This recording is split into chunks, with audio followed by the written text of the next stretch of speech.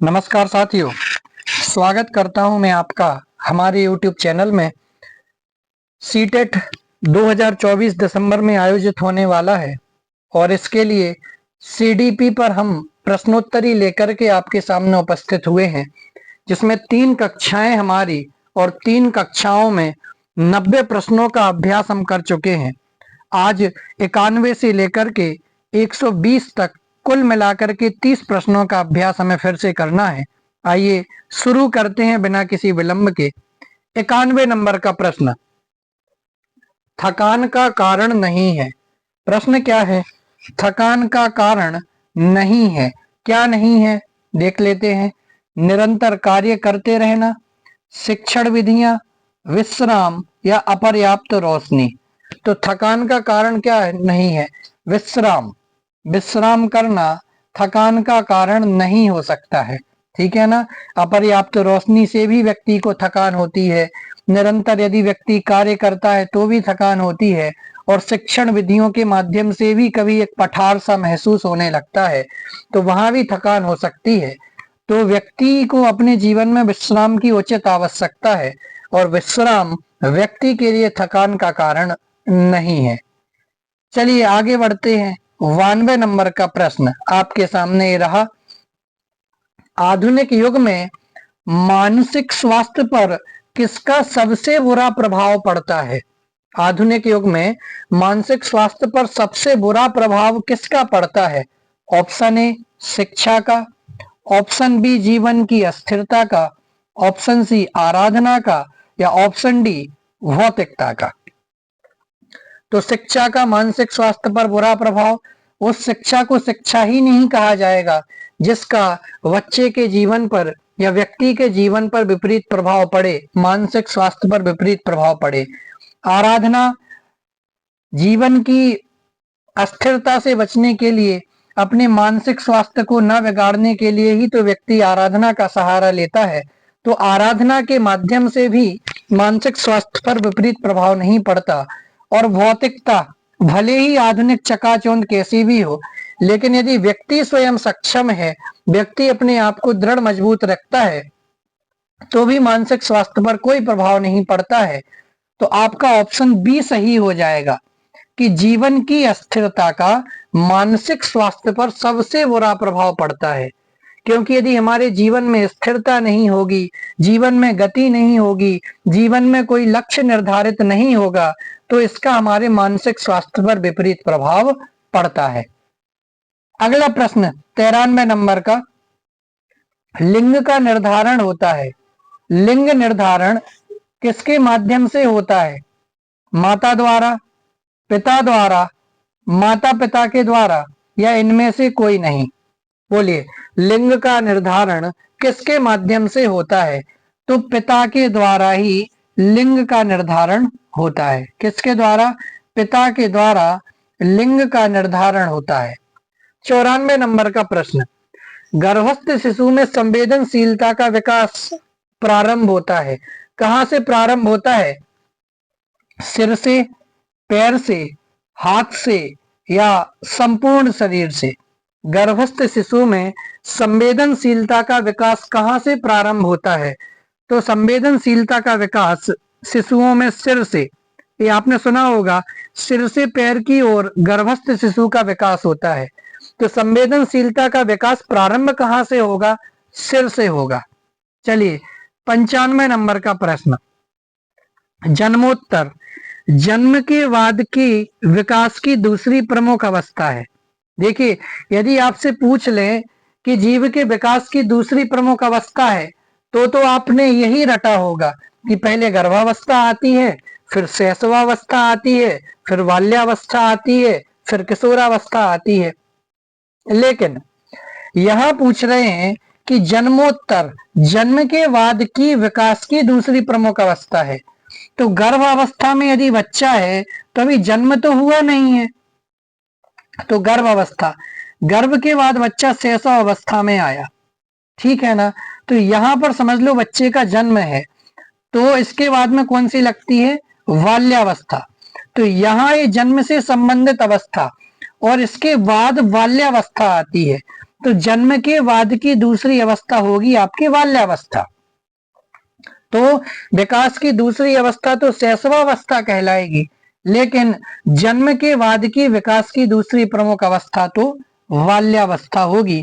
तो आपका option D सही हो जाएगा, और जिसने भी शैशवावस्था सोचा है वह उनका गलत हो जाएगा। सीटेट में इसी प्रकार के प्रश्न पूछे जाते हैं जिनमें गलतियों की संभावना ज्यादा होती है। अगला प्रश्न 96 नंबर का, यौन परिपक्वता में सबसे महत्वपूर्ण हाथ किसका होता है? यौन परिपक्वता में सबसे महत्वपूर्ण हाथ किसका होता है? ऑप्शन ए पीयूष ग्रंथि का, बी उपवृक्क ग्रंथि का, या सी गल ग्रंथि का, या डी उपगल ग्रंथि का। बोलिए किसका हाथ होता है?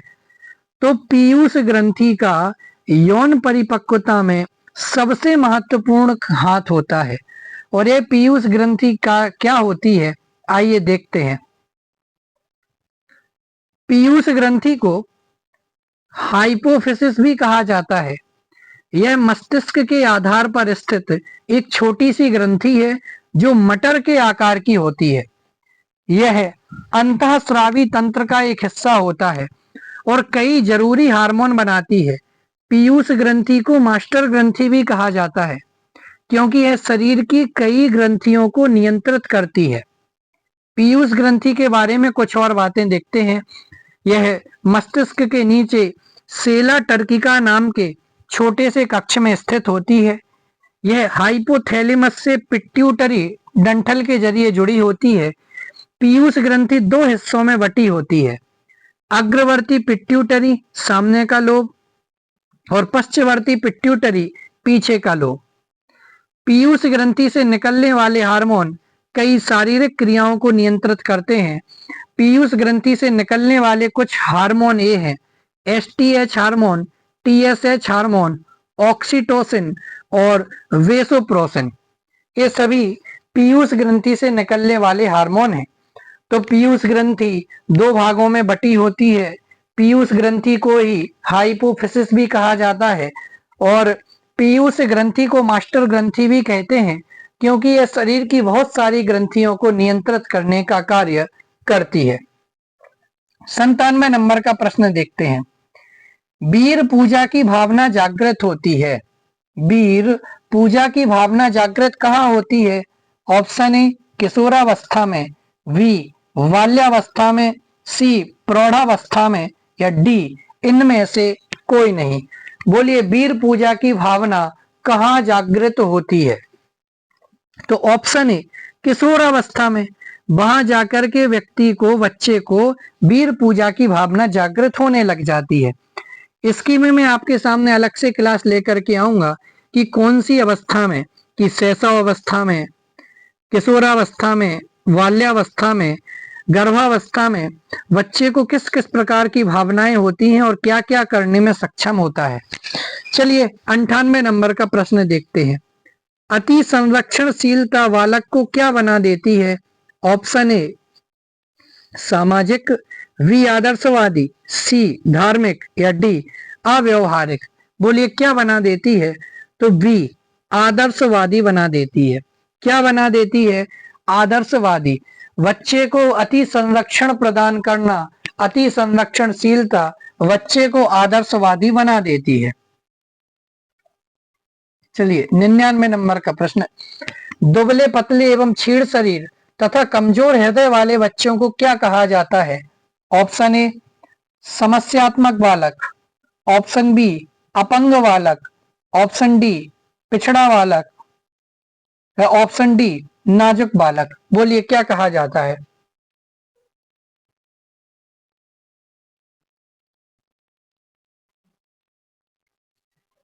ऑप्शन डी नाजुक बालक कहा जाता है। क्या कहा जाता है? नाजुक बालक कहा जाता है। 100 नंबर का प्रश्न देखते हैं। चिन्ह भाषा एवं श्रवण दृश्य विधियों का प्रयोग किन बालकों की शिक्षा के लिए उपयोगी है? चिन्ह भाषा एवं श्रवण दृश्य विधियों का प्रयोग किन बालकों की शिक्षा के लिए उपयोगी है? प्रतिभाशाली, मंदित श्रवण वाले, पिछड़ा बालक, या फिर समस्यात्मक बालक। बोलिए किसके लिए उपयोगी है? तो जो मंदित श्रवण वाले हैं, जो कम सुनने वाले बच्चे हैं, उनके लिए चिन्ह, भाषा एवं श्रवण दृश्य विधियों का प्रयोग किया जाता है। ऑप्शन बी आपका सही हो जाएगा। प्रश्न नंबर 101 देखते हैं। शारीरिक एवं मानसिक परिपक्वता प्राप्त व्यक्तियों को क्या कहा जाता है? ऑप्शन ए किशोर, बी प्रौढ़, या सी वृद्ध, या डी बालक। तो जो शारीरिक और मानसिक दोनों रूपों से परिपक्व हो चुके हैं, ऐसे व्यक्तियों को किशोर कहा जाता है। क्या कहा जाता है? कि जो शारीरिक और मानसिक रूप से परिपक्व हो चुके हैं, ऐसे बच्चों को, ऐसे व्यक्तियों को किशोर कहा जाता है। ऑप्शन ए आपका सही हो जाएगा। 102 नंबर का प्रश्न आपके सामने। सामाजिक आर्थिक मुद्दों से जूझ रहे उन बच्चों की जिनकी प्रतिभा प्रभावित हो सकती है, उन बच्चों को खाली स्थान यानी कि कौन सहायता करता है? कौन सा मॉडल सहायता करता है? कौन? कि जो सामाजिक और आर्थिक दोनों प्रकार के मुद्दों से जूझ रहे हैं, ऐसे बच्चों को सहायता कौन प्रदान करता है? तो ऑप्शन ए स्व अधिगम मॉडल, बी विभेदित निर्देश, सी पाठ्यचर्या का विस्तार, या डी संज्ञानात्मक वर्गीकरण। तो कौन इनको मदद करता है? तो जो स्व अधिगम मॉडल है, वह स्व अधिगम मॉडल ही ऐसे बच्चों के लिए मदद करता है। कौन करता है? स्व अधिगम मॉडल। तो आपका ऑप्शन ए बिल्कुल सही हो जाएगा। चलिए व्याख्या देख लेते हैं इसकी। स्वाधिगम सामग्री में क्या होता है कि स्वाधिगम सामग्री में अध्येता को अपनी गति से अधिगम की सुविधा के साथ साथ अपने अधिगम के आकलन की भी सुविधा दी जाती है। इसके अतिरिक्त संपूर्ण शिक्षण सामग्री अध्यापक अप्रत्यक्ष वार्तालाप को प्रकट करती है। स्व अधिगम सामग्री पूर्णतः अध्येता उन्मुक्त होती है, इसलिए यह मनोवैज्ञानिक सिद्धांतों पर अभिकल्पित किया जाता है। अगला तथ्य देखते हैं, अगला प्रश्न देखते हैं 103 नंबर का। सीखने का यह मॉडल जो बच्चों की सृजनात्मकता को उत्प्रेरित करता है, वह कौन सा मॉडल है जो बच्चों की रचनात्मकता को उत्प्रेरित करता है? Option A ranking model, option B रचनावादी मॉडल, सी प्रोग्रामिंग मॉडल, या डी उपरोक्त में से कोई नहीं। बोलिए कौन सा वह मॉडल है जो बच्चों की सृजनात्मकता को उत्प्रेरित करता है? तो रचनावादी मॉडल आपका उत्तर हो जाएगा, ऑप्शन वी। व्याख्या देखते हैं इसकी। रचनावाद एक शिक्षण और सीखने का मॉडल है। यह इस सिद्धांत पर आधारित है कि शिक्षार्थी जानकारी को केवल निष्क्रिय रूप से ग्रहण नहीं करते, बल्कि उसे समझने के लिए अपने पूर्व ज्ञान का भी इस्तेमाल इस रचनावादी शिक्षण मॉडल में किया जाता है, और पूर्व ज्ञान का इस्तेमाल करते हैं, नए ज्ञान का निर्माण करते हैं। रचनावाद के बारे में कुछ और बातें जानते हैं कि रचनावाद में शिक्षार्थी अपने पूर्व ज्ञान और अवधारणाओं को सक्रिय करते हैं और उन्हें नई जानकारियों के साथ में तुलना करते हैं। बी देखते हैं, रचनावाद में शिक्षार्थी अपने अनुभवों से सीखते हैं और नए संदर्भों में नए ज्ञान को लागू करते हैं। रचनावाद में शिक्षार्थी सक्रिय रूप से अपने लिए अर्थ का निर्माण करते हैं। रचनावाद में शिक्षार्थी अपने ज्ञान को अपने पर्यावरण से जानकारी लेते हैं और उसे पहले से ज्ञात जानकारी के साथ जोड़ते हैं। रचनावाद में शिक्षार्थी नए ज्ञान या अनुभवों को शामिल करने के लिए अपनी मौजूदा समझ को समायोजित करते हैं, माने एडजस्ट करते हैं। रचनावाद में सामाजिक संपर्क और संदर्भ का महत्व होता है। रचनावाद में ज्ञान का निर्माण सक्रिय रूप से होता है। रचनावाद में शिक्षार्थी स्वयं निर्देशित सीखते हैं, माने किसी और का इस पे बस नहीं चलता। और रचनावाद में शिक्षार्थी परियोजना आधारित शिक्षा के जरिए अपने ज्ञान का निर्माण करते हैं। तो रचनावाद में जो विद्यार्थी है वह अपने पूर्व ज्ञान को नए ज्ञान के साथ में जोड़ता है और नए ज्ञान का निर्माण करता है, इसमें एडजस्टमेंट करता है, सामाजिक संपर्क का भी इसमें महत्व होता है। और इसमें स्वयं निर्देशित ही व्यक्ति बच्चा सीखता है। जीन पियाजे को रचनावाद का जनक माना जाता है। तो रचनावाद का जनक कौन है? तो जीन पियाजे को रचनावाद का जनक माना जाता है। चलिए अगला प्रश्न देखते हैं। जन्म के समय लगी चोट या भ्रूण की क्षति की वजह से आई मानसिक मंदता क्या कहलाती है? जन्म के समय लगी चोट या भ्रूण क्षति की वजह से आई मानसिक मंदता चिकित्सा मंदता कहलाती है। क्या कहलाती है? चिकित्सा मंदता कहलाती है। 105 नंबर का प्रश्न, ये मैंने शायद आपको कल बता भी दिया था, फिर से देखते हैं। पियाजे के अनुसार संज्ञानात्मक बाल विकास की कितनी अवस्थाएं हैं? तो पियाजे के अनुसार संज्ञानात्मक बाल विकास की टोटल 4 अवस्थाएं मैंने आपको बता दी थी, इस पे हम फिर से चर्चा नहीं करेंगे, ठीक है ना।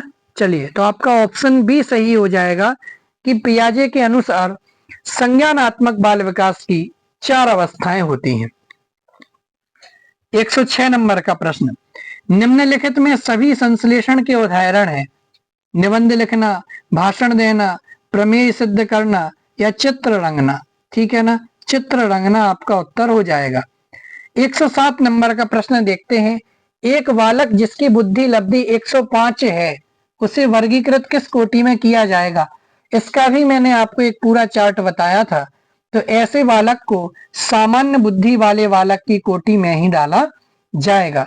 तो जिसकी बुद्धि लब्धि 105 है, ऐसे बालक को सामान्य बुद्धि वाले बालक की कोटि में ही रखा जाएगा। 108 नंबर का प्रश्न, लॉरेंस कोहलर वर्ग विकास के क्षेत्र में शोध के लिए जाने जाते हैं।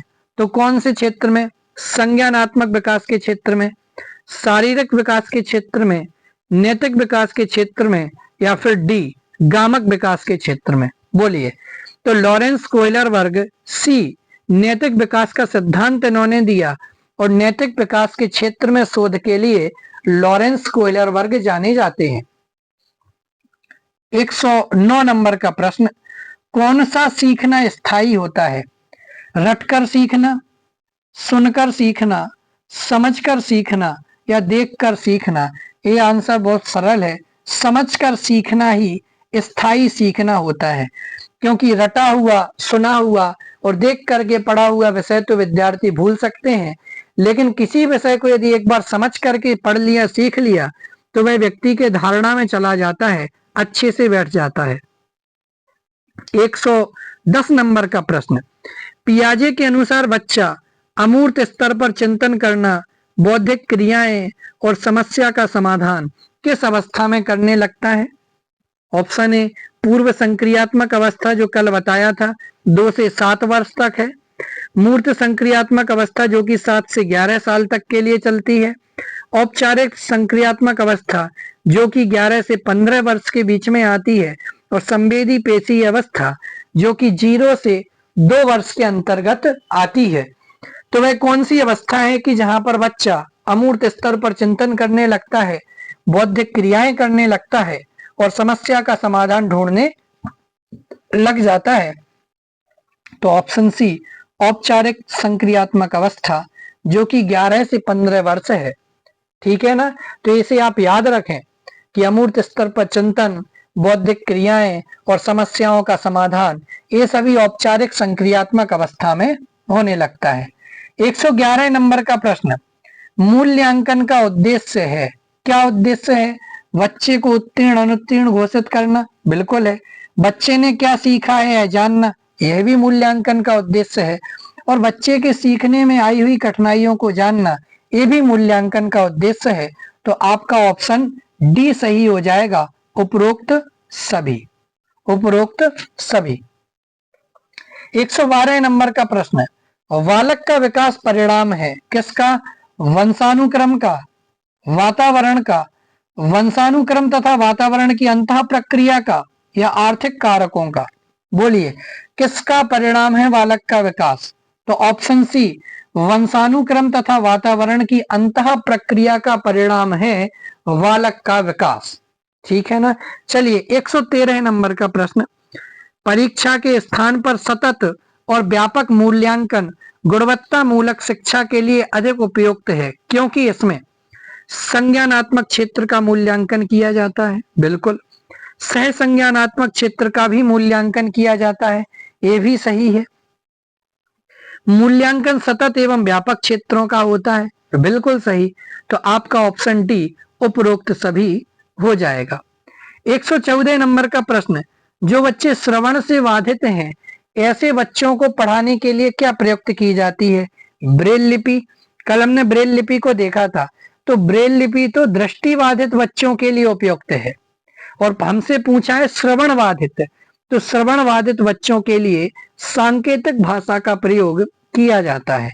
किसका? सांकेतिक भाषा का प्रयोग किया जाता है। 115 नंबर का प्रश्न, निम्नलिखित में से क्या बच्चों के सृजनात्मक विकास में सहायक नहीं है? तो बच्चों के सृजनात्मक विकास में क्या सहायक नहीं है? खेल बिल्कुल सहायक है। भाषण क्या सहायक नहीं है रचनात्मकता में? कहानी लेखन या निर्माण संबंधी क्रियाएं, तो भाषण, यह बच्चों के सृजनात्मकता के विकास में सहायक नहीं है। 116 नंबर का प्रश्न, ये भी मैंने आपको शायद व्याख्या में बताया था कि बुद्धि के द्विखंड सिद्धांत का प्रतिपादन किसने किया? तो इसका उत्तर था ए, स्पीयरमैन। इन्होंने कहा था कि बुद्धि भैया दो कारकों में विभक्त होती है, एक सामान्य कारक और एक विशिष्ट कारक। सामान्य कारक को जी से संबोधित करते हैं और विशिष्ट कारक को एस से संबोधित करते हैं। 117 नंबर का प्रश्न, हार्वर्ड गार्डनर द्वारा निम्न में से एक को छोड़कर बाकी सभी बुद्धि के प्रकार बताए गए हैं। भाषा, सृजनात्मकता, अंतःवैयक्तिक कौशल या अंतर्वैयक्तिक कौशल या अंतःवैयक्तिक कौशल। तो ऑप्शन बी सृजनात्मकता का हार्वर्ड गार्डनर ने बुद्धि के प्रकारों में नहीं गिना है। चलिए आगे बढ़ते हैं। 118 इसी की व्याख्या देख लेते हैं कि कई मनोवैज्ञानिकों ने जिन्होंने बुद्धि के कई प्रकार बताए, तो बुद्धि के कई प्रकार होते हैं। जैसे हार्वर्ड गार्डनर ने बहुबुद्धि का सिद्धांत दिया। इनके हिसाब से बुद्धि के 7 मुख्य प्रकार हैं: स्थानिक, शारीरिक गतिज, संगीतात्मक, भाषाई, तार्किक गणितीय, पारस्परिक और 7वां प्राकृतिक। ठीक है ना? तो हार्वर्ड गार्डनर ने बुद्धि के 7 प्रकार बताए। थॉर्नडाइक ने बुद्धि के 3 प्रकार बताए: सामाजिक बुद्धि, अमूर्त बुद्धि और मूर्त बुद्धि। कैटल ने तरल ठोस बुद्धि का सिद्धांत दिया। इनके हिसाब से बुद्धि 2 प्रकार की होती है, फ्लूइड और क्रिस्टलाइज्ड बुद्धि। ठीक है ना? बुद्धि का जो परीक्षण होता है उसमें ये प्रकार की बुद्धि मापी जाती है: मौखिक बुद्धि, संख्यात्मक बुद्धि, स्थानिक बुद्धि या फिर तार्किक बुद्धि। चलिए 118 नंबर का प्रश्न, बिग व हंट के अनुसार खाली स्थान की विशेषताओं को सर्वोत्तम रूप से व्यापक व्यक्त करने वाला एक शब्द है परिवर्तन। परिवर्तन शारीरिक, सामाजिक और मनोवैज्ञानिक होता है। ठीक है ना? तो किशोरावस्था की विशेषताओं को सर्वोत्तम रूप से व्यक्त करने वाला जो शब्द है वह परिवर्तन है। 119 नंबर का प्रश्न, शिक्षा में फ्रावेल का महत्वपूर्ण योगदान था। किसका विकास? किंडरगार्टन का विकास। महत्वपूर्ण योगदान इन्होंने किंडरगार्टन के विकास पर बल देकर के किया था। अभी किंडरगार्टन क्या होता है इसे एक बार देख लेते हैं। किंडरगार्टन शिक्षण विधि में भाषा शिक्षण के उद्देश्य, अर्थग्रहण, अभिव्यक्ति तथा सृजन शक्ति तीनों का साथ साथ विकास होता है। फ्रेडरिक फ्रोवेल, जिन्होंने किंडरगार्टन पद्धति का विकास किया था, एक जर्मन शिक्षाविद थे जिन्हें सबसे पहले किंडरगार्टन सिस्टम के प्रवर्तक के रूप में जाना जाता है। जर्मन भाषा में किंडरगार्टन का शाब्दिक अर्थ होता है बच्चों का बगीचा, या जिसे बालवाड़ी भी कहते हैं। चलिए आगे बढ़ते हैं, बहुत सारे तथ्य हैं। किंडरगार्टन के लिए मैं एक अलग से वीडियो लेके आऊंगा। 120 नंबर का प्रश्न, एक बच्ची को उसके पिता चहलकदमी करा रहे थे। वह बच्ची जानती थी कि चिड़िया जैसी चीजें होती हैं, परंतु उसने कभी पतंग को नहीं देखा था। पतंग को देखकर उसने कहा कि चिड़िया को तो देखो। उसके पिता ने कहा कि यह एक पतंग है। यह उदाहरण किसका दिखाता है? सम्मिलन का, समायोजन का, संरक्षण का या वस्तु के प्रदर्शन का? तो यह उदाहरण सम्मिलन को दिखाता है कि बच्ची ने पतंग और चिड़िया में कोई भेद नहीं करते हुए दोनों को आपस में मिला दिया। तो इस प्रकार से आज के हमने बहुत ही अच्छे 30 प्रश्न देखे। कल हम आपके सामने 121 से लेकर के 150 तक के प्रश्न उपस्थित होंगे। आप हमारे साथ जुड़े रहिए। धन्यवाद।